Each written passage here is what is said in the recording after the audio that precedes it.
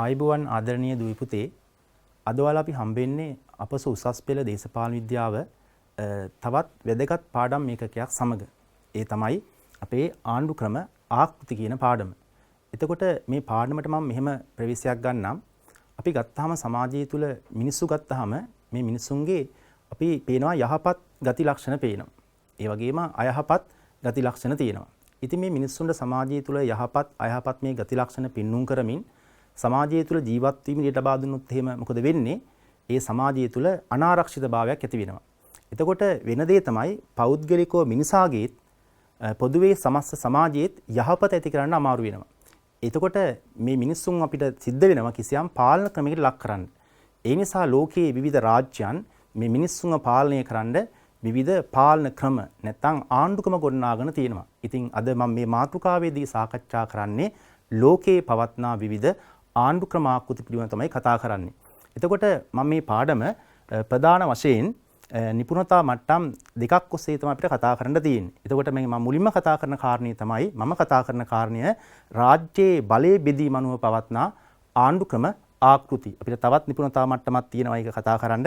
විධායක බලයේ සංවිධානය කිරීම අනුව ආණ්ඩුක්‍රම ආකෘති. ඉතින් මම මෙතනදී සාකච්ඡාවකින් ලක් කරනවා රාජ්‍යයේ ස්වාධිපති බලයේ බෙදීම අනුව පවත්නා ආණ්ඩුක්‍රම ආකෘති. එවැනි ආණ්ඩුක්‍රම ආකෘති අපි හතරක් ප්‍රධාන වශයෙන් හඳුනා ගන්නවා. මොනවද? ඒකී ආණ්ඩු, ඒ වගේම සංධී ආණ්ඩු, අර්ධ සංධී ආණ්ඩු, ඒ වගේම සහ සංධී ආණ්ඩු පිළිබඳව තමයි කතා කරන්නේ. එහෙමනම් අපි සාකච්ඡාව පටන් ගමු. අපේ පාඩම මේකේ පළවෙනි මාතෘකාව තමයි මුලින්ම ගන්නෙ. ඒ තමයි අපි ගමු මුලින්ම ඒකීය ආණ්ඩු පිළිබඳව. ඒකීය ආණ්ඩු පිළිබඳව සාකච්ඡා කරද්දී මම මේ මාතෘකාව මේ පාඩම ප්‍රධාන වශයෙන් කොටස් තුනක් ඔස්සේ ඔයාලට පැහැදිලි කරලා දෙන්නම්. ඔයාලගේ පහසුවට. මම මුලින්ම සාකච්ඡා කරනවා මේ ඒකීය ආණ්ඩු සම්බන්ධව ඒ ගැන පොඩි හැඳින්වීමක් කරනවා. ඒ කියන්නේ ඒකීය ආණ්ඩුක්‍රමයක් කියන්නේ මොන වගේ ආණ්ඩුක්‍රමයක්ද? ඒකීය ආණ්ඩුක්‍රමයක් කියන්නේ මොකක්ද කියන කාරණය. ඊට පස්සේ මම සාකච්ඡා කරනවා ඊළඟ කාරණය ඒකීය ආණ්ඩුක්‍රමයක තියෙන මූලික ලක්ෂණ පිළිබඳව කතා කරනවා. අවසාන වශයෙන් කතා කරනවා ඒකීය ආණ්ඩුවට මේ ඒකීය ආණ්ඩුක්‍රමයක තියෙන නව ප්‍රවණතා පිළිබඳව කතා කරනවා. ඉතින් මේ කාරණා තුන තමයි අපි ඒකීය ආණ්ඩුවට සාකච්ඡා කරන්නේ. එහෙමනම් අපි බලමු මේකේ පළවෙනි කාරණේ බලමු අපි ඒකීය ආණ්ඩුක්‍රමයක් අපි හඳුනගමු මොකද්ද මේ ඒකීය ආණ්ඩුක්‍රමයක් කියලා කියන්නේ කියලා. ඉතින් මුලින්ම අපි මෙහෙම කතා කරමු ඒකීය ආණ්ඩු ගැන. ඒකීය ආණ්ඩුක්‍රමයක් කියලා කියන්නේ රාජ්‍යයේ ස්වාධිපති බලයේ බෙදීම අනුව තියෙන ආණ්ඩුක්‍රමයක්. ඒකීය ආණ්ඩු කියලා අපි හඳුනගන්නේ රාජ්‍යයේ ස්වාධිපත්‍ය බලයේ බෙදීම අනුව තියෙන ආණ්ඩුක්‍රමයක්. එහෙනම් මොකද්ද මේ ඒකීය ආණ්ඩු කියලා කියන්නේ? අපි බලමු මේකට සරල නිර්වචනයක් හදාගෙන. අපි මෙහෙම කියමු අපේ නිර්ණායකයාත් රාජ්‍යයේ ස්වාධිපත්‍ය බලයේ බෙදීමනේ. එතනින් පටන් ගමු. එහෙමනම් ඒකීය ආණ්ඩුක්‍රමයක් කියලා කියන්නේ මොකද්ද? රාජ්‍යයේ ස්වාධිපති බලය තනි මධ්‍යම ආණ්ඩුවක් වෙතට ඒකරාශී වෙලා තියෙන ආණ්ඩුක්‍රමයක්. එහිදී රටේ සෑම ශ්‍රේෂ්ඨයකම බලතල අපි ගත්තොත් එimhe රටේ ආරක්ෂක කටයුතු, විදේශ කටයුතු, ප්‍රාදේශීය වශයෙන් අධ්‍යාපනය, සෞඛ්‍ය ආදී සෑම ශ්‍රේෂ්ඨයකම බලතල ඒකරාශී වෙලා තියෙන්නේ මධ්‍යම ආණ්ඩුව වෙතට. ඒ නිසා අපි සරලව කතා කරොත් මේ ඒකීය ආණ්ඩුක්‍රමයක් කියලා කියන්නේ රාජ්‍යයේ ස්වාධිපති බලය තනි මධ්‍යම ආණ්ඩුවක් වෙතට ඒකරාශී වෙලා තියෙන ආණ්ඩුක්‍රම. ඉතින් අපි ගත්තාම ලෝකේ බොහෝමයක් රාජ්‍යයන් සංවිධානය කරලා තියෙන්නේ මේ ඒකීය ආණ්ඩු විදිහට. ඒකීය ආණ්ඩු වශයෙන් තමයි සංවිධානයක ගොඩක් රටවල්. ඉතින් උදාහරණ වශයෙන් අපි කතා කරද්දී අපි මේ කතා අපි ලංකාවත් අපි කියන්නේ ඒකීය ආණ්ඩු ක්‍රමයක්. ලංකාව ඒ වගේම අපි ගත්තොත් ප්‍රංශය, බ්‍රිතාන්‍යයත් ඒ වගේ ඒකීය ආණ්ඩු ක්‍රමයක්. අපි එහෙමනම් ඔන්න පළවෙනි කොටස කතා කළා ඒකීය ආණ්ඩු සම්බන්ධව කතා කරද්දී ඒකීය ආණ්ඩු ක්‍රමයක් කියන්නේ මොකක්ද කියන කාරණේදී මූලික වශයෙන් කතා කරේ රාජ්‍යයේ ස්වාධිපති බලය තනි මධ්‍යම ආණ්ඩුවක් විතර ඒකරාශී වෙච්ච ආණ්ඩුවක අපි කියනවා ඒකීය ආණ්ඩු කියලා. එහෙමනම් අපි බලමු ළමයි ඊළඟ කාරණේ දෙවෙනි කාරණේට ගිහිල්ලා මොනවද වැදගත්ම කාරණය ඒකීය ආණ්ඩු ක්‍රමයක තියෙන ලක්ෂණ මොනවද කියන එක. ඒක ඉතාම වැදගත් කාරණයක් වෙනවා. මම මුලින්ම මේ ඒකීය ආණ්ඩු ක්‍රම ලක්ෂණ ඉස්සලාම සාරාංශ කිරීමක් කරගමු. ඊට පස්සේ අපි එකින් එක මේ සාකච්ඡා කරමු. එකින් එක සාකච්ඡා කරුණු කිහිපයක් අරගෙන ඉතින් අපි මුලින්ම කතා කරද්දී පේනවා අපිට පළවෙනි ප්‍රධානම කාරණේ ඒකීය ආණ්ඩු ක්‍රමයක තියෙන. ඒක තමයි රාජ්‍යයේ ස්වාධිපති බලය තනි මධ්‍යම ආණ්ඩුවක් විතර ඒකරාශී වෙලා තියෙනවා. ඒ වගේ අපි දෙවෙනි ලක්ෂණය කතා කරලා තියෙනවා මධ්‍යම ආණ්ඩුවට යටත් වුණු ප්‍රාදේශීය ආණ්ඩු තිබීම. ඒ වගේ ව්‍යවස්ථාදායකය ඒකමාර්ග සංවිධානය කිරීම, ඒ වගේම සංකීර්ණ වන කාර්යක්ෂම ක්‍රමයක් වීම, පරිපාලනයේ ඒකීයත්වයක් තියෙනවා, අධිකරණකමේ ඒකීයත්වයක් තියෙනවා, තනි පුරවැසිභාවයක් තියෙනවා. අපි එහෙමනම් මේ සාරාංශ කිරීම පස්සේ එකින් එක ලක්ෂණ කීපයක් අපි ඔයාලගේ දැනුමට එකතු කරගමු. අපි එහෙනම් මුලින්ම ගමු අපි පළවෙනි ලක්ෂණය පොඩි සාකච්ඡාවක් කරගන්න. හරියම එහෙනම් අපි ඊළඟට බලමු අපි අර කලින් මම සාරාංශ කිරීමක් කරා ඒකීය ආණ්ඩුක මූලික ලක්ෂණ ටික. අපි එහෙනම් මේ ඒකීය ආණ්ඩුක මූලික ලක්ෂණ ටික එකින් එක සාකච්ඡා කිරීමක් කරගමු. එහෙනම් මුලින්ම මම බලනවා පළවෙනිම ලක්ෂණය ගන්නවා. පළවෙනි ප්‍රධානම ලක්ෂණය ඒකීය ආණ්ඩුක්‍රමයක් තුල තියෙන ප්‍රධානතම ලක්ෂණය තමයි රාජ්‍යයේ ස්වාධිපති බලය තනි මධ්‍යම ආණ්ඩුවක් තුළට ඒක රාශී වීම. අපි අර ඒකීය ආණ්ඩු සංධීය ආණ්ඩු වශයෙන් වර්ග කළෙත් රාජ්‍යයේ ස්වාධිපත්‍ය බලය බෙදීම අනුවනේ. ඉතින් මේකේ තියෙන ප්‍රධානම ලක්ෂණය අපි ගන්නවා රාජ්‍යයේ ස්වාධිපත්‍ය බලය තනි මධ්‍යම ආණ්ඩුවක් තුළට ඒක රාශී වීම. එතකොට මේ ඒකීය ආණ්ඩුක්‍රමයක ස්වාධිපත්‍ය බලය ක්‍රියාත්මක කිරීමේ අතිරේක ස්වාධිපති ආයතන නැහැ. අතිරේක බලායතන ඒ සංධීය ආණ්ඩුක්‍රමයක් ගත්තාම සංධීය ආණ්ඩුක්‍රමයක ස්වාධිපත්‍ය බලය ක්‍රියාත්මක කිරීමේ අතිරේක ස්වාධිපති ආයතන තියෙනවා. නමුත් ඒකීය ආණ්ඩුක්‍රමයක ස්වාධිපත්‍ය බලය ක්‍රියාත්මක කිරීමේ අතිරේක බලායතන නැහැ. අපි මහාචාර්ය සියපිස්ටෝන් පෙන්වා දෙනවා ඒකීය ආණ්ඩුක්‍රමයක ලක්ෂණ දෙකක්. එකක් තමයි මේ අතිරේක ස්වාධිපතිය නොමැතිවීම. ඒ නිසා ඒකීය ආණ්ඩුක්‍රමයක් තුළ පවතින ප්‍රධානතම ලක්ෂණය තමයි රාජ්‍යයේ ස්වාධිපති බලය තනි මධ්‍යම ආණ්ඩුවක් තුළට ඒක රාශී වීම. අපි එහෙමනම් ඊළඟ ලක්ෂණයට යමු. ඒ ලක්ෂණය මේකට සම්බන්ධ ලක්ෂණයක් තියෙන්නේ. ඒක තමයි මධ්‍යම ආණ්ඩුවට යටත් වුණු ප්‍රාදේශීය ආණ්ඩු පැවතීම. දැන් ඔය ඒකීය ආණ්ඩුක්‍රමයක ස්වාධිපති බලය මධ්‍යගත වුණාට ඒ මධ්‍යම ආණ්ඩුවට අමතරව ප්‍රාදේශීය ආණ්ඩු තියෙනවා. විශේෂයෙන්ම ඒක සුරු ජාතීන්ගේ අයිතිවාසීන් ආරක්ෂා කරන්න වෙන්න පුළුවන්. පරිපාලනීය පහසුව සඳහා වෙන්න පුළුවන්. ඉතින් අපිට මේ පේනවා ඒ මධ්‍යම ආණ්ඩුවට අමතරව ප්‍රාදේශීය ආණ්ඩු තියෙනවා. ඉතින් මේ ප්‍රාදේශීය ආණ්ඩු විශේෂම ලක්ෂණය තමයි ප්‍රාදේශීය ආණ්ඩු මධ්‍යයට යටත් වෙලා තියෙන්නේ. ඔය ප්‍රාදේශීය ආණ්ඩු බලය ලබා දීලා තියෙන්නේ. ඒ වගේම ප්‍රාදේශීය ආණ්ඩු පිටවල තියෙන්නේ මධ්‍යම ආණ්ඩු විසින්. නිසා ඒකීය ආණ්ඩුක්‍රමයක් තුළ තියෙන ප්‍රධානතම ලක්ෂණය තමයි මධ්‍යම ආණ්ඩුවට යටත් වුණු ප්‍රාදේශීය ආණ්ඩු පැවතීම. අපි එහෙනම් ලක්ෂණ දෙකක් සාකච්ඡා කළා ඒකීය ආණ්ඩුක්‍රමයක. අපි එහෙමනම් ඊළඟ ලක්ෂණ වලට අපි යනවා. ඒකීය ආණ්ඩුක්‍රමයක තියෙන ඊළඟ ලක්ෂණය තමයි අපි කතා කරන කාරණේ තමයි ව්‍යවස්ථාදායකය ඒකමාලික වීම. දැන් ලෝකේ රටවල් වල ව්‍යවස්ථාදායක ගත්තාම සමහර රට ව්‍යවස්ථාදායකේ ඒකමාලිකයි. මන්ත්‍රී මණ්ඩල එකයි තියෙන්නේ. ලංකාවේ පාර්ලිමේන්තුව ඒකමාලිකයි. සමහර රට ව්‍යවස්ථාදායක ද්විමාලිකයි. ඇමරිකාවේ ව්‍යවස්ථාදායකේ ද්විමාලිකයි. නියෝත මන්ත්‍රී මණ්ඩලය සහ සෙනට් සභාව වශයෙන්. දැන් ඒකීය ආණ්ඩුක්‍රමයක ලක්ෂණය තමයි ව්‍යවස්ථාදායකය ඒකමාලික වීම. ඒකට හේතුව තමයි මධ්‍යම ආණ්ඩුවේ උත්තරීතරභාවය පෙන්වන්න ඕන ඒකීය ක්‍රමයක. ඉතින් මධ්‍යම ආණ්ඩුව උත්තරීතරභාවය පෙන්눔 කරන ආකාරයට ඒකීය ආණ්ඩුක්‍රමයක ව්‍යවස්ථාදායකය ඒකමාලිකයි. ඔය සංධීය ආණ්ඩුක්‍රමයක මධ්‍යම ආණ්ඩුව තුල ප්‍රාන්ත ආණ්ඩු නියෝජනය කරන්න ප්‍රාදේශීය මේ තියෙනවා ප්‍රාදේශීය ආණ්ඩු නියෝජනය කරන්න තියෙනවා දෙවෙනි මණ්ඩලයක් තියෙනවා. ඉතින් ඒ එවැනි අවශ්‍යතාවක් නැහැ ඒකීය ආණ්ඩුක්‍රමයක. ඒ නිසා ඒකීය ආණ්ඩුක්‍රමයක ව්‍යවස්ථාදායකය ඒකමාලික වශයෙන් තමයි සංවිධානය කරලා තියෙන්නේ. නමුත් සමහර ඒකීය රාජ්‍යයන් වල විවිධ වෙනත් අවශ්‍යතාවලට ව්‍යවස්ථාදායකයේ ද්විමාලික වශයෙන් නිර්මාණය කරපුවක් තියෙනවා.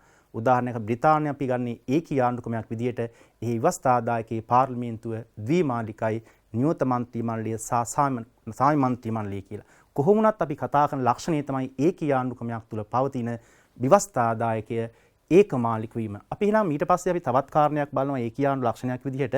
ඒක තමයි මේක සංකීර්ණ නොවන කාර්යක්ෂම ක්‍රමයක් වීම. ඒකීය ආණ්ඩුක්‍රමයක ලක්ෂණය තමයි ඒක සංකීර්ණ ක්‍රමයක් නෙමේ කාර්යක්ෂම ක්‍රමයක්. ඒකට හේතුව තමයි ස්වාධිපත්‍ය බලය ඒකරාශී වෙලා තියෙන්නේ තනි මධ්‍යම ආණ්ඩුවක් තුට වගේ ලක්ෂණ කිහිපයක් අපි කතා කරනවා. ඊට අමතරව තවත් මේකේ ලක්ෂණ කිහිපයක් තියෙනවා. ඒකීය ආණ්ඩුක ලක්ෂණ වශයෙන් ගත්තාම පරිපාලන ක්‍රමේ ඒකීය බවක් තියෙනවා. අධිකරණ ක්‍රමේ ඒකීය බව. ඒ කියන්නේ රටටම බලපාන එකම පරිපාලන ක්‍රමයක් තියෙන්නේ. රටටම බලපාන එකම අධිකරණ ක්‍රමයක් තියෙන්නේ. ඒ ලක්ෂණ ඒකීය ආණ්ඩුකමේ තියෙන වගේ තනි පුරවැසි භාවයක් තිබීම. සංධීය ක්‍රමයක නම් තියෙනවා ද්විත්ව පුරවැසි භාවයක්. ඒකීය ක්‍රමයක තියෙන්නේ තනි පුරවැසි භාවයක්. ඒ විදිහට අපි මේ භූමි ප්‍රමාණයෙන් කුඩා සජාතීය සමාජ ගැලපීම. සජාතීය කිව්වේ පොදු භාෂාවක් කතා කරන අය ඉන්න, පොදු ආගමක් අදහන අය ඉන්න සජාතීය සමාජයන්ට ගැලපෙන ආණ්ඩුක්‍රමයක් තමයි ඒකීය ආණ්ඩුක්‍රම. අපි එහෙමනම් දැන් සාකච්ඡා කළේ ඒකීය ආණ්ඩු යටතේ මම මාතෘකා තුනක් තියෙනවා කියලා කතා කරා මුලින්. එහිදී පළවෙනි කාරණේ ඒකීය ආණ්ඩුවක් අපි හඳුනාගත්තා. ඒ වගේම අපි ඒකීය ආණ්ඩුක මූලික ලක්ෂණ සාකච්ඡා කළා. අපි එහෙමනම් ඒකීය ආණ්ඩු යටතේ කතා කරමු. මේකේ අවසාන මාතෘකාව ඒකීය ආණ්ඩු ක්‍රමයක තියෙන නව ප්‍රවණතා මොකක්ද කියලා. අද වෙද්දි මේ ඒකීය ආණ්ඩුවට මොකද වෙලා තියෙන්නේ කියන කාරණය. අපි අර කලිනුත් කතා කරා මතක ඇති ඒකීය ආණ්ඩු ක්‍රමයක් කියලා කිව්වේ ස්වාධිපත්‍ය බලය මධ්‍යගත වෙච්ච ආණ්ඩු ක්‍රමයක්. මේ අපේ සටහනෙන් පේනවා ස්වාධිපති බලය මධ්‍යමාන්ට ඒකරාශී වෙලා තියෙන්නේ. ඒ මධ්‍යමාන්ට අමතරව ප්‍රාදේශීය ආණ්ඩු තියෙනවා. ඉතින් මේ ප්‍රාදේශීය ආණ්ඩු පිහිටලා තිබ්බට වර්තමානයේ වෙද්දී පෙන්눔 කරන විශේෂ වර්තමානයේ කියලා කිව්වේ 1990 වගේ දශකයෙන් පස්සේ ලෝකයේ තුල මේ ඒකීය ආණ්ඩුවට බලය මධ්‍යගත වුණාට විශේෂයෙන් මේ ප්‍රාදේශීය ආණ්ඩු වලට වර්තමානයේ වැඩියෙන් වගකීම් පැවරීමේ උත්සාහයක් තියෙනවා. ඒක පරිපාලන බලයේ පැවරීමක් මිසක් ඒක ස්වාධිපත්‍ය බලයේ පැවරීමක් නෙමෙයි.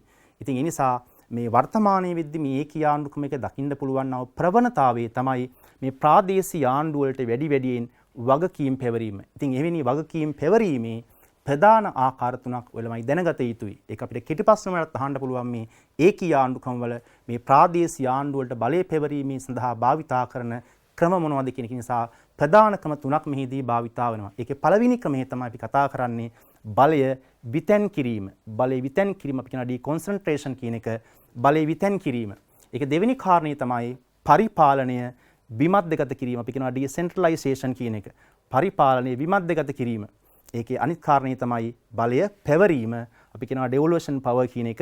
මේ විදිහට ලෝකයේ ඒකීය ආණ්ඩු ක්‍රමයක් තුල තියෙන අලුත් තත්ත්වයේ තමයි අලුත් ප්‍රවණතාවයේ තමයි මධ්‍යම ආණ්ඩු විසින් ප්‍රාදේශීය ආණ්ඩු වලට බලය ලබා දීම. ඉතින් ඒ නිසා මේක ඊටාම වැදගත් කාරණයක් බවට පත් වෙනවා ඒකීය ආණ්ඩුක නූතන තත්ත්වයන් තුල. අපි උදාහරණයකට ගියොත් එහෙම දැන් අපි සාමාන්‍යයෙන් බ්‍රිතාන්‍ය ආණ්ඩු ක්‍රමය සලකන්නේ ඒකීය ආණ්ඩුවක් විදිහට. අද ඇත්තටම බ්‍රිතාන්‍ය ආණ්ඩු ක්‍රමය ඒකීය ආණ්ඩු ක්‍රමයක් කියලා අපි කිව්වට අපි විශේෂයෙන්ම අද බ්‍රිතාන්‍ය හඳුනගන්නේ ඒකීය රාජ්‍ය පරිවර්තනයක් විදිහට. ඒකට හේතුව තමයි 1999 දී බ්‍රිතාන්‍ය පාර්ලිමේන්තුව සම්මත කළ පනත් මගින් විශේෂයෙන් ස්කොට්ලන්තයට වේල්සයට වගේ ඒ කොටස් රාජ්‍යයන්ට වැඩියෙන් බලතල පැවරීමක් පවා කරලා තිනවා. අපි දේශපාලන විද්‍යාව තුළ අපි නිර්දේශිත රටවල් කතා කරද්දී අපි කතා කරනවා බ්‍රිතාන්‍ය ආණ්ඩුව අපි හඳුනගන්නේ ඒකීය රාජ්‍ය පරිවර්තනයක් වශයෙන්. ලංකාවත් අපි හඳුනගන්නේ මේ විදිහට ඒකීය වුණාට ලංකාවේ ඒකීය රාජ්‍ය පරිවර්තනයෙන් පෙන්වුම් කරන්න අපේ ඒකීය ආණ්ඩු ක්‍රමයක මේ නව තත්ත්වය තමයි මධ්‍යම ආණ්ඩුව විසින් ප්‍රාදේශීය ආණ්ඩු වලට බලය පැවරීමක් කරනවා. ඉතින් අපි එහෙනම් උන්න සාකච්ඡා කළා අපේ පළවෙනි මාතෘකාව. අපේ පළවෙනි මාතෘකාව උනේ ඒකීය ආණ්ඩු. ඉතින් ඒකීය ආණ්ඩු සම්බන්ධව කතා කරද්දී අපි මාතෘකා කොටස් තුනක් ඔස්සේ තමයි කතා කළේ. ඒකීය ආණ්ඩුවක් අපි හඳුනාගත්තා. ඊට පස්සේ ඒකීය ආණ්ඩු මූලික ලක්ෂණ සාකච්ඡා කළා. ඊට පස්සේ අවසාන වශයෙන් අපි ඒකීය ආණ්ඩු ක්‍රමයක නව ප්‍රවණතා සාකච්ඡා කළා. අපි එහෙමනම් බලමු මේ පාඩම ආශ්‍රයෙන් අපි ප්‍රශ්නයකට යන්න, ඇගීමකට යන්න. මම මේකෙදි ඔයාලට ඇගීමක් දාලා තියෙනවා අපේ පළවෙනි එක.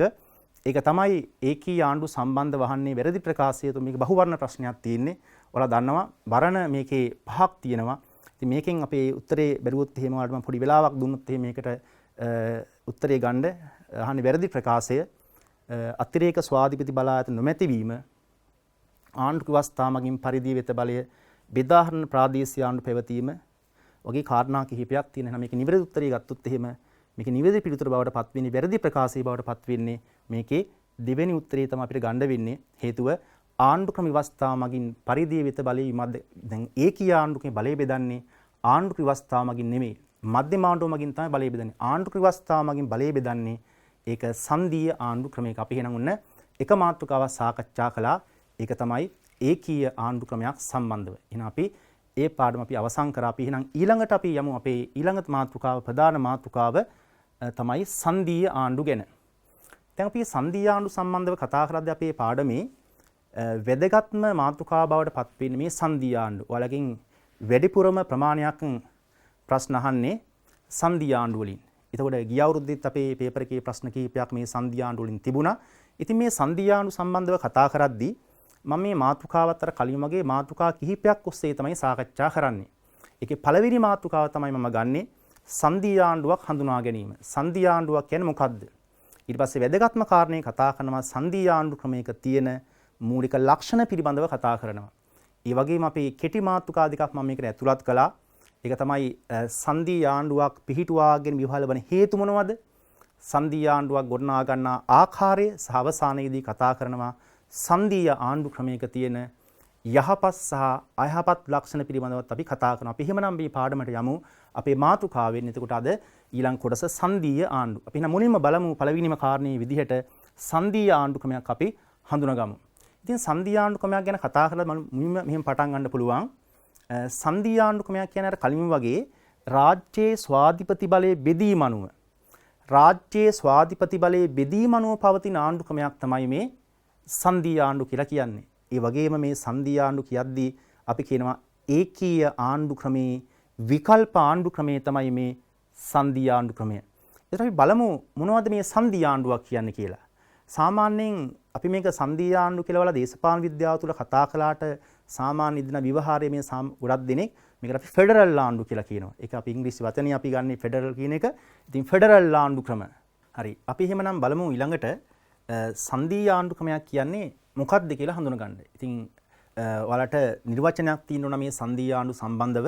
ඒක සංධීය ආණ්ඩු ක්‍රමයක් කියලා කියන්නේ රාජ්‍යයේ ස්වාධිපති බලය මධ්‍යම ආණ්ඩුව සහ ප්‍රාන්ත ආණ්ඩුව අතර බෙදා හැර ක්‍රියාත්මක කරන අපි කියනවා බහුමට්ටමේ පාලනාකෘතියක් කියලා. කියන්නේ මේක තනි රාජ්‍යයක සංධීයව එක රාජ්‍යයයි තනි රාජ්‍යයක රාජ්‍යයේ ස්වාධිපති බලයේ මධ්‍යම ආණ්ඩුව සහ ප්‍රාන්ත ආණ්ඩුව අතර බෙදා හැර ක්‍රියාත්මක කරන බහුමට්ටමේ පාලනාකෘතියක් මේ සංධීය ආණ්ඩු. ඉතින් මේ සංධීය ආණ්ඩු ක්‍රමයක අපි කියවනේ බලය බෙදලා තිනවා කියලා.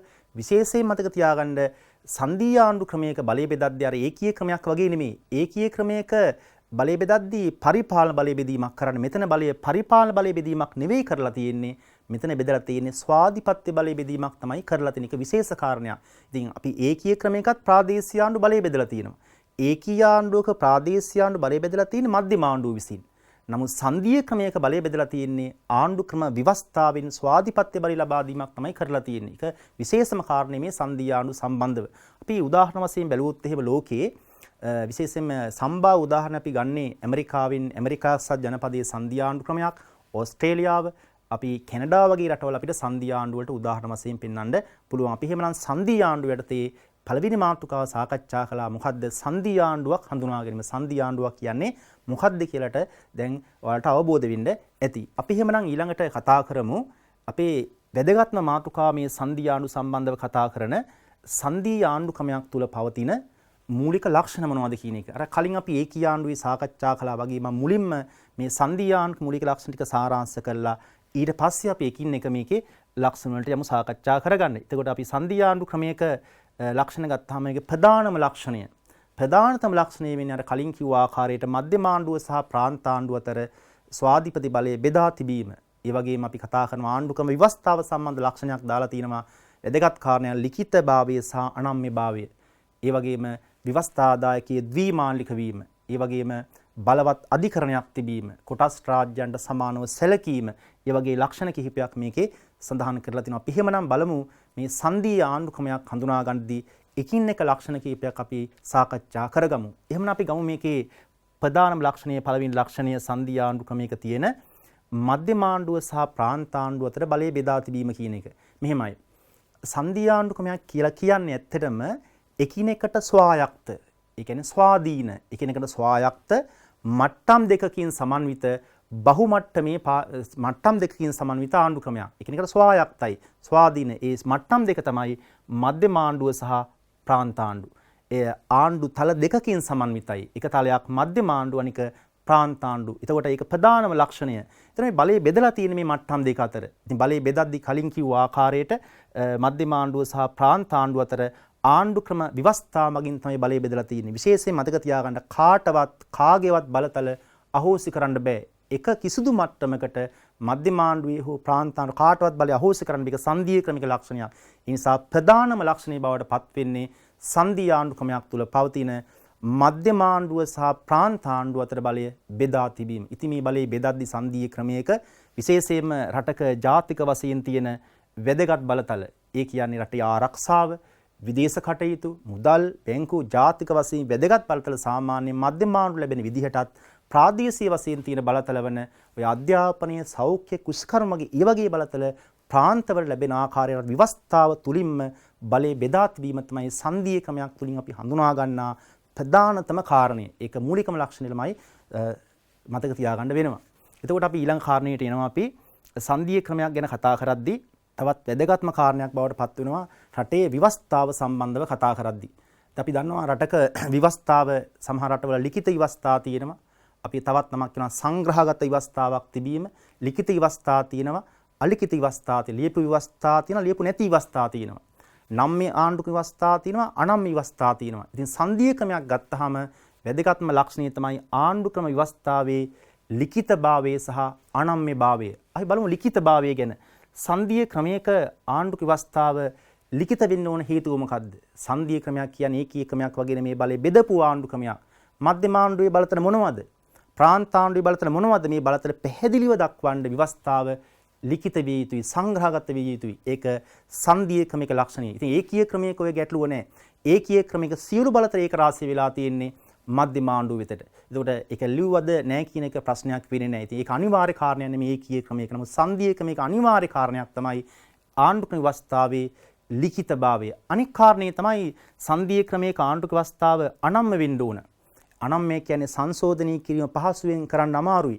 ඒ කියන්නේ ආණ්ඩුක්‍රම ව්‍යවස්ථාව සංශෝධනය කරද්දී විශේෂ ක්‍රියාමාර්ග ගන්න වෙනවා. ඉතින් ඒකට හේතුව තමයි සංධීය ක්‍රමයක මධ්‍යම ආණ්ඩුව සහ ප්‍රාන්ත ආණ්ඩුව අතර සම්බන්ධයක් තියෙනවා. මේ සම්බන්ධතාව තුළ මධ්‍යම ආණ්ඩුවට හෝ ප්‍රාන්ත ආණ්ඩුවලට ඒකපාර්ශ්විකව ව්‍යවස්ථා වෙනස් කර නොහැකි නීතිමය රාමුවක් අවශ්‍යයි. ඒ නිසා සංධීය ආණ්ඩුක්‍රමයක ආණ්ඩුක ව්‍යවස්ථාව අනිවාර්යයෙන්ම අනම්‍ය විය යුතුයි. අනම්‍ය විය යුතුයි. ඒ නිසා සංධීය ආණ්ඩුවල ආණ්ඩුක ව්‍යවස්ථාව සංශෝධනය කරද්දී මධ්‍යම ආණ්ඩුවට අමතරව ප්‍රාන්තවල අනුමැතිය ලබා ගැනීමට සිද්ධ වෙනවා. උදාහරණයක් අපි කතා කළොත් එහෙම ඇමරිකා එක්සත් ජනපදයේ ආණ්ඩුක ව්‍යවස්ථාව සංශෝධනය කිරීමේදී ප්‍රධාන ක්‍රම දෙකේදීම මධ්‍යම ආණ්ඩුවට අමතරව ප්‍රාන්ත ආණ්ඩුවල 4/3 කැමැත්ත ගන්න ඕන. ඒක සංශෝධනය කිරීම ටිකක් අපහසුයි. මේ දක්වාම ඇමරිකානු ආණ්ඩුක ව්‍යවස්ථාව 27 වතාවක් තමයි සංශෝධිත 1789 ඉඳලා. ඉතින් ඒ නිසා ආණ්ඩුක ව්‍යවස්ථාව අනම්‍ය වීම සංධීය ක්‍රමයක තියෙන ලක්ෂණයක්. ඉතින් ඒ නිසා අපි කතා කරමු මේ දෙවෙනි ලක්ෂණය සංධීය ක්‍රමයක. ව්‍යවස්ථාවේ ලිඛිතභාවය සහ අනම්‍යභාවය අපි තවත් විදිහට මේක කියන්න පුළුවන්. ආණ්ඩුක ව්‍යවස්ථාවේ උත්තරීතරභාවය කියලාත් අපි මේකට කියන්න පුළුවන්. ඒ නිසා අපි ලක්ෂණ දෙකක් දැනට කතා කරා සංධීය ආණ්ඩු ක්‍රමයක. ප්‍රධාන ලක්ෂණය මධ්‍යම ආණ්ඩුව සහ ප්‍රාන්ත ආණ්ඩුවේ බලය බෙදා තිබීම. ඒ වගේම දැන් කතා කරපු කාරණේ ව්‍යවස්ථාවේ ලිඛිතභාවය සහ අනම්‍යභාවය. අපි එහෙමනම් බලමු තවත් ලක්ෂණ කිහිපයක් ගැන අවධානය යොමු කරන්න ඔයාලගේ දැනුමට. අපි ගන්නවා තුන්වෙනි ලක්ෂණය ගන්නවා ව්‍යවස්ථාදායකයේ ද්විමාණ්ඩික වීම. අපි කලිනුත් ඒකියටදී කතා කළා ව්‍යවස්ථාදායකයන් ඒකමාණ්ඩිකව තියෙනවා ද්විමාණ්ඩිකව තියෙනවා කියලා. ඉතින් මේ සංධීය ක්‍රමයක ව්‍යවස්ථාදායකයේ ද්විමාණ්ඩික විය යුතුයි. දෙවෙනි මණ්ඩලයක් තිබිය යුතුයි. මොකද දෙවෙනි මණ්ඩලයක් තියෙන්න ඕනේ. සංධීය ක්‍රමයක මධ්‍යම ආණ්ඩුවට අමතරව ප්‍රාන්ත නියෝජනය කරන්න. ප්‍රාන්ත දැන් මධ්‍යම ආණ්ඩුව නීති සම්පාදනය කරද්දී ආණ්ඩුක ව්‍යවස්ථාව සංශෝධනය කරද්දී ප්‍රතිපත්ති සම්පාදනය කරද්දී මධ්‍යම ආණ්ඩුව තුල ප්‍රාන්ත නියෝජනය කරන්න ව්‍යවස්ථාදායකය ද්විමාණ්ඩික විය යුතුයි. උදාහරණයක් තියෙනවා ඇමරිකා එක්සත් ජනපදයේ ව්‍යවස්ථාදායකය කොංග්‍රස් මණ්ඩල දෙකක් තියෙනවා. නියුත මන්ත්‍රී මණ්ඩලය සහ සෙනට් සභාව කියලා. ඒතර ඒ නිසා ව්‍යවස්ථාදායකයේ ද්විමාණ්ඩික වීම සංධීය ක්‍රමයක තවත් ප්‍රධාන ලක්ෂණයක් බවට පත් වෙනවා. අපි තවත් වැදගත් ලක්ෂණයකට කතා කරනවා සංධීය ක්‍රමයක තියෙනවා. ඒක තමයි සංධීය ක්‍රමයක ප්‍රධානම ලක්ෂණයක් බවට පත් වෙනවා අධිකරණය බලවත් වීම. දැන් මොකටද සංධීය ක්‍රමයේ අධිකරණය බලවත් වෙන්නේ? දැන් ආණ්ඩු වර්ග දෙකක් තියෙනවානේ. මධ්‍යම ආණ්ඩුව තියෙනවා ප්‍රාන්ත ආණ්ඩුව තියෙනවා. මේ දෙගොල්ලම බලතල ක්‍රියාත්මක කරනවා. එහිදී ගැටුම් ඇති වෙන්න පුළුවන් මේ මධ්‍යම හා ප්‍රාන්ත ආණ්ඩු. අන්නේ ගැටුම් බේරන අපක්ෂපාතී බේරුම්කාරයා බවට පත් වෙන්නේ අධිකරණය. නිසා සංධීය ක්‍රමයක අධිකරණය බලවත්. ඉතින් රටවල් වල මේ අධිකරණය බලවත් කරන්න ඒ අධිකරණයට සුවිශේෂී බලයක් ලබා දීලා තියෙනවා. මොකක්ද මේ සුවිශේෂී බලය? ඒක තමයි අධිකරණ විවරණ බලය. අපි කියනවා ජුඩිෂියල් රිවිව් කියන එක. ඒ යටතේ හැකියාවක් ලැබෙනවා විශේෂයෙන්ම ආණ්ඩුක්‍රම ව්‍යවස්ථාවට පටහැනි නීති සම්පාදනය කළොත් එහෙම ඒවා ව්‍යවස්ථාවට අනුකූල නැත්නම් ඒවා හෝස් කිරීම බලයක් ලැබෙනවා. මේ බලය තියෙන නිසා සංධීය ක්‍රමයක අධිකරණය බලවත්භාවයේ ලක්ෂණයක්. ඒකීය ආණ්ඩුක්‍රමයක් ගත්තාම ඒකීය ක්‍රමයක අධිකරණය බලවත් වෙන්නත් පුළුවන්. එහෙම නොවෙන්නත් පුළුවන්. ඒක ගැටලුවක් වෙන්නේ. නම් සංධීය ක්‍රමයක අනිවාර්ය ලක්ෂණය බවට පත් වෙන්නේ අධිකරණය බලවත් වීම. මේ වගේ අපි සංධීය ප්‍රධානම කාරණා මම 4ක් වාර සාකච්ඡා කළා. ඒ වගේ තවත් අපිට ලක්ෂණ කිහිපයක් තියෙනවා. හිතාමතාම සකස් කරගත්තු ආණ්ඩුක්‍රමයක් වීම. ඒකීය ක්‍රමයක් කියන්නේ හිතාමතාම හදාගත්තු ආණ්ඩුවක් නෙවෙයි. ඒකීය ක්‍රමයක් කියන්නේ ඒක විකාශිත ආණ්ඩුක්‍රමයක් කියලා අපි ගන්නෙ. නමුත් සංධීය නෙමෙයි. සංධීය ආණ්ඩුක්‍රමයක් හිතාමතාම හදාගත්තු ආණ්ඩුක්‍රමයක්. කට්ටියක් එකතු වෙලා සාකච්ඡා කරලා හදා ගන්න ඕන. දැන් උදාහරණයක් කිව්වොත් එහෙම ලෝකේ අපි සම්භාව්‍ය සංධීය කියන්නේ ඇමරිකා එක්සත් ජනපදයේ. ඇමරිකා එක්සත් ජනපදයේ සංධීය ආණ්ඩුවක් හදාගන්න කලින් ජනපද 13ක් තිබ්බේ. නිදහස් සරණ ජයග්‍රහණය කරලා ඒ ජනපද 13 නායකයෝ ව්‍යවස්ථා සම්පාදකයෝ ඇමරිකාවේ අර ෆිලඩෙල්ෆියා නුවර රැස් වෙලා සාකච්ඡා කරලා මොනවද මධ්‍යම ආණ්ඩුවේ බලතල මොනවද ප්‍රාන්ත ආණ්ඩුවේ බලතල සාකච්ඡා කළා. කේවල් කිරීම පදනම මත ඉඳගෙන හදාගත්තු ආණ්ඩුක්‍රමයක් තමයි සංධීය ආණ්ඩුක්‍රමයක්. ඒකීය ආණ්ඩුක්‍රමෙ නෙමෙයි ඒක විකාශිත ආණ්ඩුක්‍රමයක්. ඉතින් මේකත් ප්‍රධානම ලක්ෂණයක් බවට පත් වෙනවා මේ සංධීය ක්‍රමය. මේ වගේ සංධීය ක්‍රමයක ලක්ෂණ අපිට කීපයක් සාකච්ඡා කරගන්න පුළුවන්. ඒක විශේෂම කාරණයක් බවට පත් වෙනවා කොටස් රාජ්‍යයන්ට සමානව සැලකීම, ද්විත්ව පුරවැසිභාවයක් තිබීම, සංධීය ක්‍රමයක තියෙන ඒකීය ක්‍රමයේ ගොඩක් වෙලා තනි පුරවැසි භාවයක් තියෙන්නේ. සංධීය ක්‍රමයක තියෙන ද්විත්ව පුරවැසි භාවයක්. ඒ සංධීය රාජ්‍යයක කිසියම් පුරවැසියෙක් තමන් අයිති ප්‍රාන්තීය පුරවැසියෙක් වගේම ඒ රාජ්‍යීය පුරවැසියෙක් බවට පත් වෙනවා. ඉතින් අපි දැන් කතා කළේ ප්‍රධානම මාතෘකාව කතා කළේ සංධීය ආණ්ඩු යටතේ මූලික ලක්ෂණ අපි හඳුනාගත්තා. ඉතින් මේ කාරණා ටික ඔයාලගේ පේපර් එකේ බහුවර්ණ ප්‍රශ්නවලදී විශේෂයෙන් වැදගත්කමක් tie අනිවාර්යයෙන්ම මේ සංධීය ආණ්ඩු ක්‍රමික මූලික ලක්ෂණ ගැන අවබෝධය ලබා ගැනීම. ඉතින් අපි එහෙමනම් සාකච්ඡා කළා සංධීය ආණ්ඩු යටතේ මාතෘකා දෙකක් මම දැනට. එකක් තමයි සංධීය ආණ්ඩුවක් හඳුනාගත්තා. මොකද්ද මේ සංධීය ආණ්ඩුවක් කියන්නේ කියලා කතා කළා. ඒ වගේම සංධීය ආණ්ඩුවක වැදගත්ම කාරණේ මූලික ලක්ෂණ පිළිබඳව සාකච්ඡා කළා. අපි එහෙනම් බලමු ඊළඟට මම සංධීය ආණ්ඩු සම්බන්ධව කතා කරද්දී ඔයාලට කෙටි ප්‍රශ්නවලදී වගේ වැදගත් වෙන කෙටි මාතෘකා දෙකක් කතා කරන්න බලමු අපි. ඒක ඉතා කෙටි මාතෘකාවක් වුණාට වැදගත් මාතෘකාවක් බවට පත් වෙනවා. ඒක තමයි සංධීය ආණ්ඩු ක්‍රමයක් ගොඩනගා ගන්න ඉවහල් වන හේතු මොනවද කියන එක. ලෝකයේ සමහර රටවල් සංධීය ආණ්ඩු හදාගෙන තියෙනවා. ඒ වගේම ඒකීය ආණ්ඩුත් තියෙනවා, තවත් ආණ්ඩු තියෙනවා. ඉතින් ඒ සඳහා බලපාව සාධක මොනවද කියන එකයි මේ සාකච්ඡා කරන්නේ. ඉතින් උදාහරණයක් කිව්වොත් අපි ඇමරිකාව එක්සත් ජනපදයේ සංධීය ආණ්ඩුවක් හදාගෙන තියෙනවා. ඕස්ට්‍රේලියාව සංධීය ආණ්ඩුවක් හදන් තියෙනවා. ඉතින් මේ සංධීය ආණ්ඩුවක් පිහිටුවා ගන්න ඉවහල් වන හේතු මොනවද කියන එකත් ඔයාලගේ විභාගයේදී දැනුම පරීක්ෂා කරනවා. ඒ නිසා අපි ප්‍රධාන සාධක කිහිපයක් ගන්නවා. මම ප්‍රධාන සාධක 4ක් දක්වනවා. එකක් තමයි ප්‍රධාන කාරණය ප්‍රධාන ලක්ෂණ භූගෝලීය සාධකයේ බලපානවා. ඒ කියන්නේ කිසියම් රාජ්‍යයක් භූගෝලීය වශයෙන් විශාල රාජ්‍යයක් නම් ඒ රටේ භූ විෂමතාව තියෙනනම් එවැනි රටක් තනි මධ්‍යම ආණ්ඩුවකින් පමණක් අපහසුයි පාලනය කරන්න. එවැනි තත්වයක් තුල සිද්ධ වෙනවා ඒ සංධීය ආණ්ඩු ක්‍රමයක් ගොඩනගා ගන්න. ඉතින් සංධීය ආණ්ඩුවක් ගොඩනගා ඉවහල් වෙන ප්‍රධාන සාධකයක් වශයෙන් අපි ගන්නවා භූගෝලීය සාධකය. ඊට අමතරව තවත් වැදගත්ම සාධකයක් මේ ආරක්ෂක සාධකය. කිසියම් රාජ්‍යයක් තියෙනවා. ඒ රාජ්‍යයට අවට තියෙන රාජ්‍යකින් තර්ජනයක් තියෙනවා. දෙවෙනි තත්වයක් තුළ ඒ අවට තියෙන කුඩා රටවල් එකතු වෙලා පුළුවන්කමක් ලැබෙනවා සංධීය ආණ්ඩුවක් හදාගන්න. දැන් ඇමරිකාව එක්සත් ජනපදයේ හදාන්න කලින් ඇමරිකාව ජනපද 13ක් තියෙද්දි ඔවුන් යටත් වෙලා හිටිය බ්‍රිතාන්‍යයන්ට ඔවුන් හදාගත්ත ආණ්ඩු ක්‍රමය තමයි සංධීය. අද ලෝකේ ආරක්ෂාවතින් ප්‍රබලය බවට පත් වෙන්නේ, සුපිරි බලවතා බවට පත් වෙන්නේ ඇමරිකාව එක්සත් ජනපදයේ. ඉතින් ආරක්ෂක සාධකත් බලපානවා සංධීය ආණ්ඩුවක් පිහිටුවා ගන්න. ඔයිට අමතරව බලපාන තවත් සාධක ආර්ථික සාධකය. කිසියම් රාජ්‍යයකට ආර්ථික වශයෙන් සම්බන්ධ බාධා තියෙන්න පුළුවන්. ඒ බාධා නැති කරගන්න මේ සංධීය ආණ්ඩුව පිහිටුවා ගන්නවා රටවල්. ඒකත් සාධකයක් ආර්ථික සාධකය. ඊට අමතරව තවත් තියෙනවා සාධක වාර්ගික සංස්කෘතික සාධක තියෙනවා. වාර්ගික හා සංස්කෘතික සාධකයන් බලපාන වාර්ගික වශයෙන් විවිධත්වයේ තියෙන රටවල්, බහුවාර්ගික රටවල් එවැනි ඒ ඔවුන්ට ස්වාධීනව ක්‍රියා කරන්න අවස්ථාව ලබා දෙමින් සංධීය ආණ්ඩු පිහිටුවා ගන්නවා. ඉතින් ඒ නිසා අපි දැන් මේක අපි කෙටි මාතෘකාව වශයෙන් තමයි සාකච්ඡා කරන්නේ.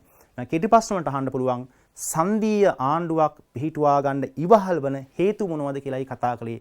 එව නැවත හේතු මතක් කළොත් එහෙම භූගෝලීය සාධකය, ඒ වගේම ආරක්ෂක සාධකය, ආර්ථික සාධකය, ඒ වගේම සංස්කෘතික සහ වාර්ගික සාධකත් බලපාන මේකත් ඔයාලගේ නිර්දේශ පත්‍රයේ තුල තියෙන ඊටාම මාතෘකා වැදගත් මාතෘකාවක් බවට පත් වෙනවා. අපි එහෙමනම් සංධීය ආණ්ඩුවට තේ සාකච්ඡා කළා. ඊළඟ මාතෘකාව අපි මේ සංධීය ආණ්ඩු පිහිටුවා ගන්න ඉවහල් වන හේතු මොනවද කියන එක. අපි එහෙමනම් මේ සංධීය ආණ්ඩු යටතේ තවත් මාතෘකාවකට අපි අවධානය යොමු කරමු. ඒකත් ඔයාලට වැදගත් මාතෘකාවක්, කෙටි මාතෘකාවක් වුණාට ඒකට හේතුව මේ ආශ්‍රයෙන් අපේ 2019 පේපර් එකේ කෙටි ප්‍රශ්නිකුත් අහලා තිබුණා. ඉතින් මොකද්ද මේ මාතෘකාව අපි කතා කරන්නේ? සංධීය ආණ්ඩුවක් ගොඩනගා ගැනීම. දැන් ලෝකයේ රාජ්‍යයන් අපි කිව්වා සංධීය ආණ්ඩුකම ගොඩනගාගෙන තියෙනවා, ඒකීය ආණ්ඩු තියෙනවා, තවත් ආණ්ඩු තියෙනවා. ඉතින් මේ සංධීය ආණ්ඩුවක් ගොඩනගා ගන්නා ආකාරය තමයි අපි කතා කරන්නේ. ඒ තමයි වැදගත්ම මාතෘකාවක් බවට මේ මාතෘකාව අපි සාකච්ඡා කරනවා. ඉතින් ලෝක ඉතිහාසයේ පරීක්ෂා කරද්දී ලෝකේ රටවල් සංධීය ආණ්ඩු ගොඩනගා ගන්නා ප්‍රධාන ආකාර අපි 3ක් හඳුනා ගන්නවා. ඒකෙන් ප්‍රධාන ආකාරයක් තමයි පළවෙනි එක මෙහෙමයි ස්වාධීන රාජ්‍යයන් කිහිපයක් කලින් වෙන් වෙලා පැවති ස්වාධීන රාජ්‍යයන් කිහිපයක් පොදු අරමුණක් ඉටු කරගන්න සංධීය ආණ්ඩුවක් පිහිටුවා ගන්න පුළුවන්. අපි නැවත වතාවක් කිව්වොත් එහෙම පළවෙනි ආකාරය තමයි කලින් වෙන් වෙලා පැවති ස්වාධීන ප්‍රදේශ කිහිපයක් එකතු වෙලා සංධීය ආණ්ඩුවක් හදාගන්න පුළුවන්. දැන් අපි උදාහරණයක් ගියොත් එහෙම ඇමරිකා එක්සත් ජනපදයේ කියන එක. ඇමරිකා එක්සත් ජනපදයේ කලින් ජනපද 13ක් වශයෙන් වෙන් වෙන්න තිබ්බේ.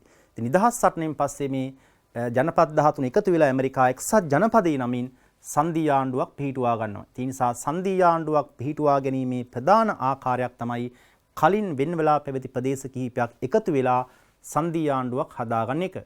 අපි දෙවෙනි ක්‍රමයට ගියොත් එහෙම දෙවෙනි ක්‍රමයේ තමයි අපි සංධී ආණ්ඩුවක් පිටුවන සාධක කතා කරද්දී ප්‍රධාන වශයෙන් අපි ගත්තොත් එහෙම බෙදුණු රටක් එකතු වෙලා සංධී ආණ්ඩුවක් පිටුවා ගන්න පුළුවන්. කියන්නේ විවිධ භාෂා මත වෙන්න පුළුවන්, ආගම් මත වෙන්න පුළුවන්. ඉතින් විවිධ කාරණා මත බෙදිච්ච රටක් නැවත එකතු වෙලා සංධී ආණ්ඩුවක් පිටුවා ගන්න පුළුවන්. උදාහරණයකට ගියොත් එහෙම බෙල්ජියම බෙදුණා මේ ප්‍රංශ භාෂාව කතා කරන, ඕලන්ද භාෂාව කතා බෙදිලා තිබ්බේ. පසු කාලයේ 1990 ගණන් වලදී කරන ප්‍රතිසංස්කරණත් එක්ක බෙල්ජියම 1995 දී සංධී ආණ්ඩුවක් බවට පත් වෙනවා. ඉතින් බෙදුණු රටක් එකතු වෙලා සංධී ආණ්ඩුවක් පිහිටුවා ගන්න පුළුවන්. ඉතින් මේ ක්‍රමය අපි ගත්තොත් ලෝකයේ මේ කලාතුරකින් සිද්ධ වෙන දෙයක් මේ දෙවෙනි ක්‍රමය.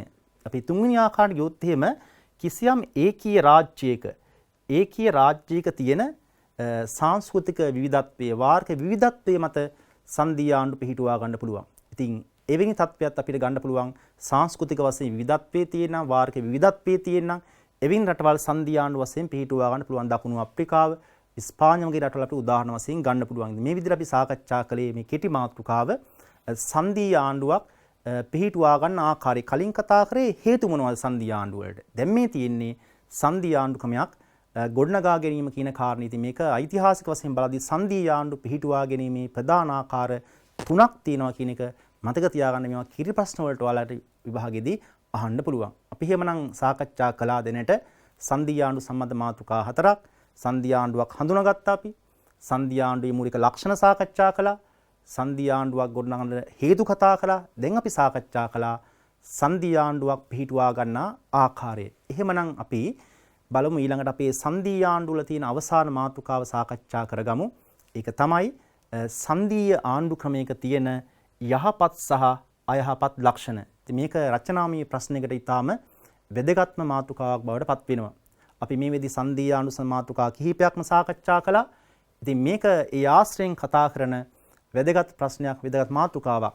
ඉතින් ඕනම ආණ්ඩු ක්‍රමයක යහපත් ලක්ෂණ තියෙනවා, අයහපත් ලක්ෂණ තියෙනවා. ඉතින් අපින් ඇහුවොත් මේ විභාගයේදී සංධීය ආණ්ඩු ක්‍රමයේ යහපත් අයහපත් ලක්ෂණ සාකච්ඡා කරන්න කියලා ඔයාලට ඒ ගැන දැනුමක් තිබිය යුතුයි.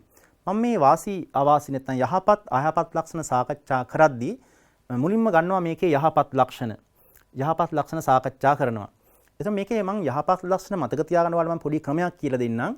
මේක අපි 6ක් මම ඔයාලට යහපත් ලක්ෂණ කියනවා. ඒක දෙක ගමු.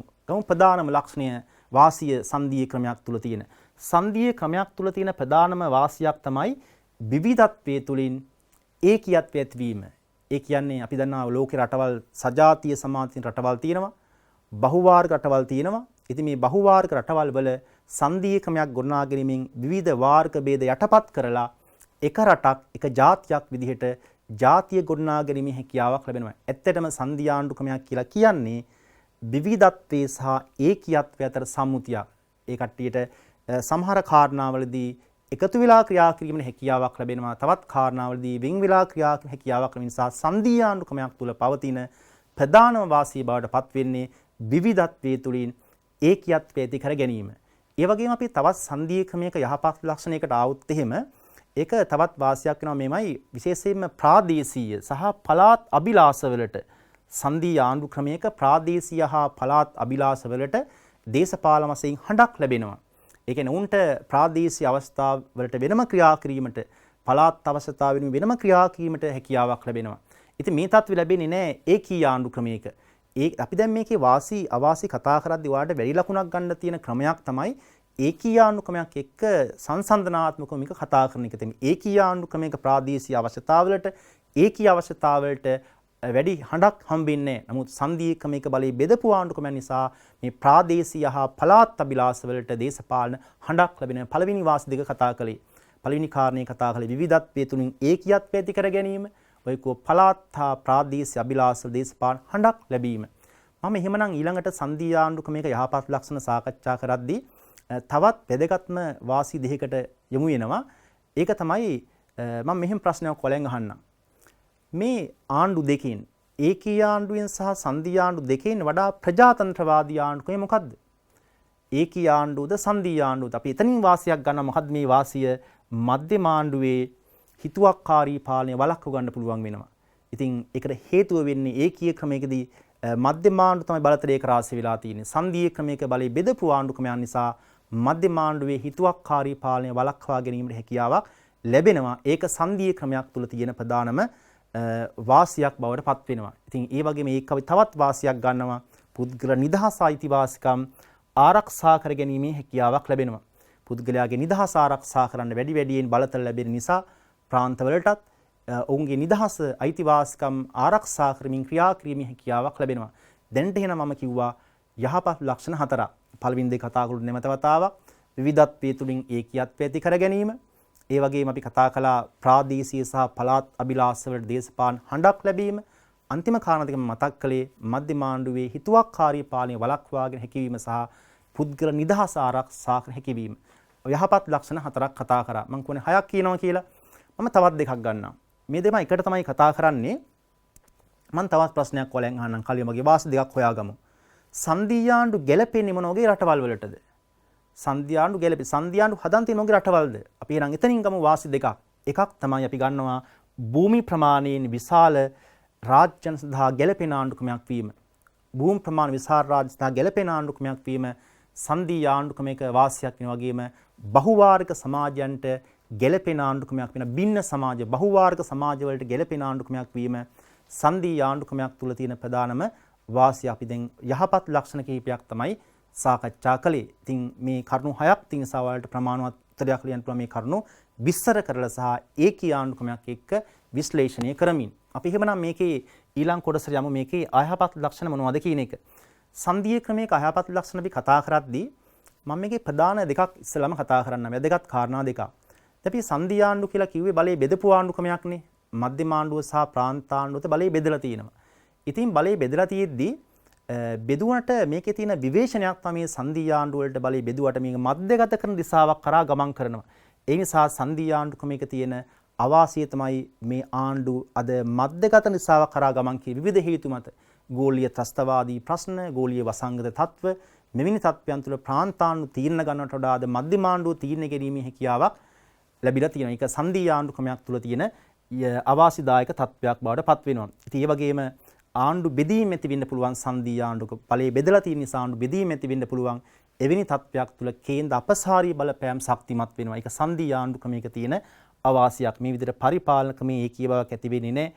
ඒ වගේම කාර්යක්ෂම නොවන සංකීර්ණ ක්‍රමයක් ඒකීය ආණ්ඩුත් එක්ක සලකද්දී ඒකීය ආණ්ඩුත් එක්ක සලකද්දී මේක සංකීර්ණ ක්‍රමයක් බවට පත් වෙනවා. බලත් ආණ්ඩු වර්ග දෙකක් තියෙන නිසා වියදම් පැත්තෙන් බැලුවත් එහෙම වියදම් අධික ක්‍රමයක්. එහෙමනම් අපි ඔන්න සාකච්ඡා කළා සංධීය ආණ්ඩු ක්‍රමයක් සම්මාතුකා කිහිපයක්ම සාකච්ඡා කළා සංධීය ආණ්ඩු සම්බන්ධව මතක ඇති. එහෙමනම් අපි බලමු මේක මාතෘකාව අවසානයේදී ඔයාලට ඇගීමකට අපි යන්න.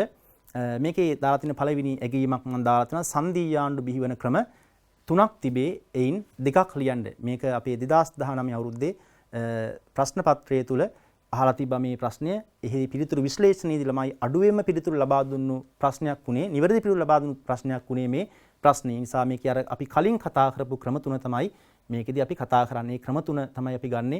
කලින් වෙන් වෙලා ති ප්‍රදේශකෙ එකතුලා සංධීය ආණ්ඩුවක් හදාගන්න එක. ඒ වගේම බෙදුණු රටක් එකතුලා සංධීය ආණ්ඩුවක් හදාගන්න එක සහ ඒකී රාජ්‍යයක තියෙන වාරික සංස්කෘතික විවිධත්වයේ මත සංධීය ආණ්ඩුවක් හදා ගැනීම.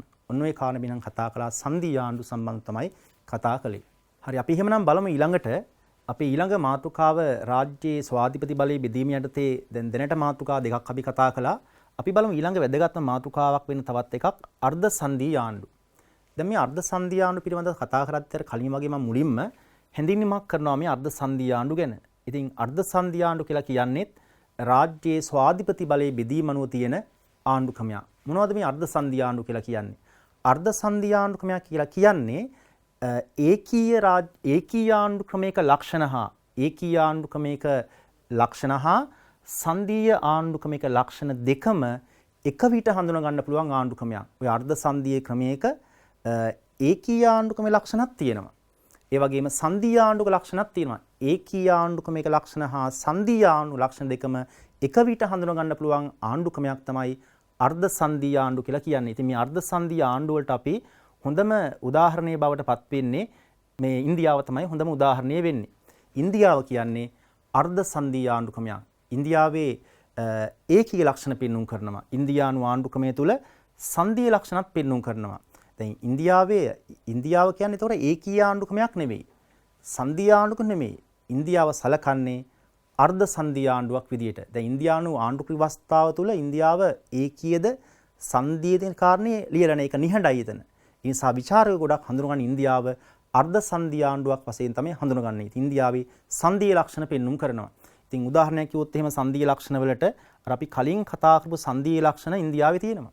මධ්‍ය මහා ප්‍රාන්ත ආණ්ඩුව අතර බලය බෙදා තිබීම, ආණ්ඩුක ව්‍යවස්ථා ලිඛිත වීම, අනම්‍ය වීම, ව්‍යවස්ථාදායකයේ ද්විමාණ්ඩික වීම, ඒ වගේම අධිකරණීය බලවත් වීම, ඒ අපි කතා කරපු සංධීය ආණ්ඩුවක තියෙන ලක්ෂණ ඉන්දියානු ආණ්ඩුක්‍රමයේ තුල තියෙන. ඒ වගේම ඉන්දියාව තුල ඒකී ලක්ෂණක් තියෙනවා. ඉන්දියාව තුල දැන් මෙතන ඒකී ලක්ෂණ තියෙනවා කියලා කියන්නේ මධ්‍යම ආණ්ඩුව බලවත් වෙනවා. ඉන්දියාවේ මධ්‍යම ආණ්ඩුව බලවත් වෙන අවස්ථා කිහිපයක්ම තියෙනවා. ඒකෙදි එකක් තමයි හදිස්සි අවස්ථාවකදී ඉන්දියාවේ මධ්‍යම ආණ්ඩුව බලවත් වෙනවා. ඉන්දියානු ආණ්ඩුක්‍රම ව්‍යවස්ථාව තුල හදිස්සි අවස්ථා ප්‍රකාශන අවස්ථා කිහිපයක් තියෙනවා. රාජ්‍ය හදිස්සි අවස්ථාව, මූල්‍ය හදිස්සි අවස්ථාව, ප්‍රාන්ත හදිස්සි අවස්ථාව.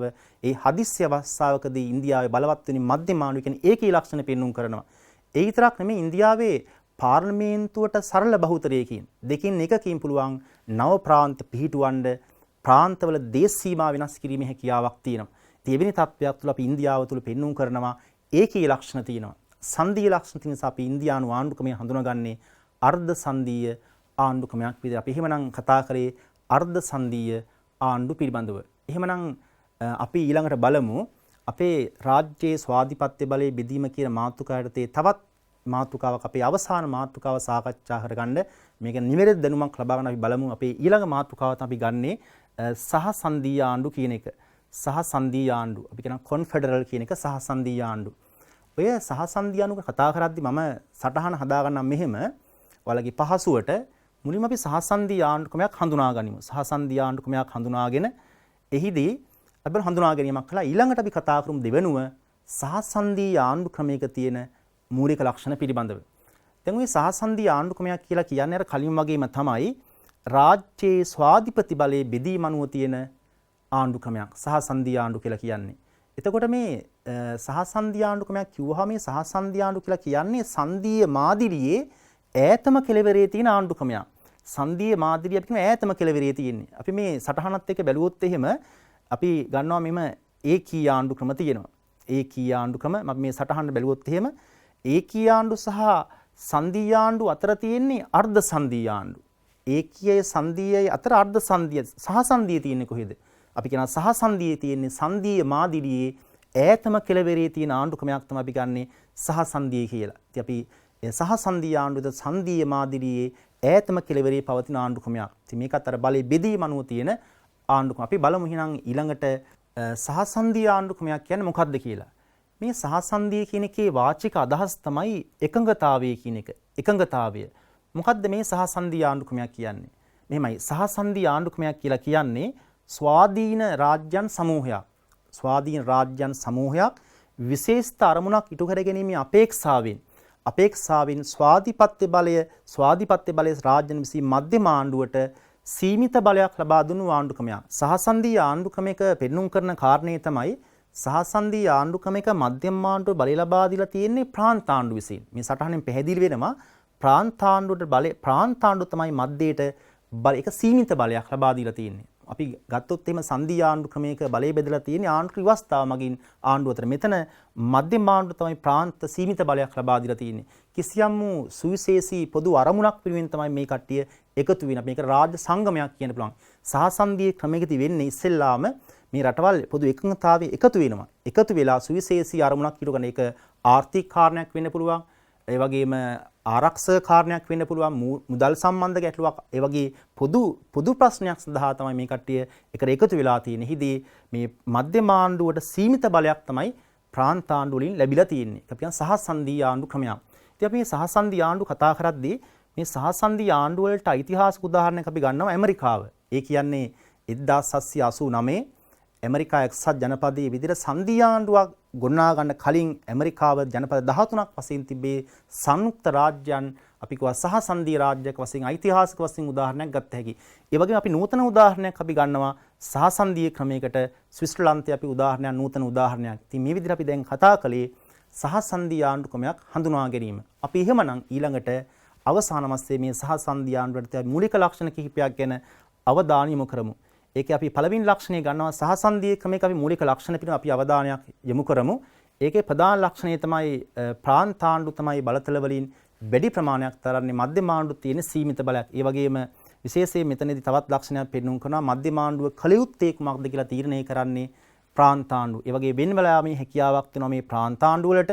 ඉතින් ඒ වගේම මධ්‍යම ආණ්ඩුවට හැකියාවක් නැහැ ප්‍රාන්තවල ඉන්න පුරවැසියන්ට ස්වාධිපත්‍ය බලය යොදවන්න. ඉතින් මේ විදිහට අපි එහෙනම් මේ සාකච්ඡා කළේ සහසන්ධි ආණ්ඩු ක්‍රමයක තියෙන මූලික ලක්ෂණ පිළිබඳව. අපි එහෙමනම් අද පාඩම තුල රාජ්‍යයේ ස්වාධිපත්‍ය බලයේ බෙදීම අනුවයි මාතෘකා 4ක් සාකච්ඡා කළා. ඒකී ආණ්ඩු, සන්ධි ආණ්ඩු, අර්ධ සන්ධි ආණ්ඩු සහ සන්ධි ආණ්ඩු කතා කළා.